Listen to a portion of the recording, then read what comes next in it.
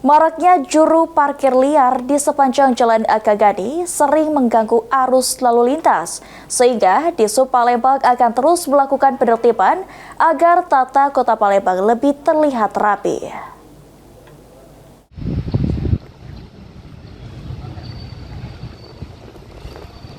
Maraknya aksi juru parkir liar di sepanjang Jalan Akagani kerap mengganggu arus lalu lintas sehingga dilakukan penertiban.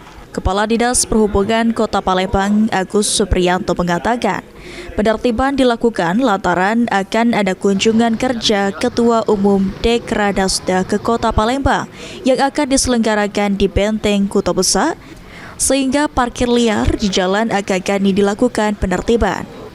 Selain itu, penertiban di Jalan Akagani dilakukan untuk melakukan penataan kawasan Kota Palembang dari juru parkir liar yang kerap merusakkan masyarakat.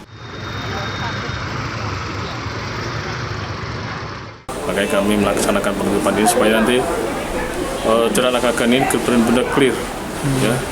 Jadi kita tidak ingin ada terjadi kesemrawutan, apalagi itu untuk pintu gerbang menuju ke Benteng Kuto Besar.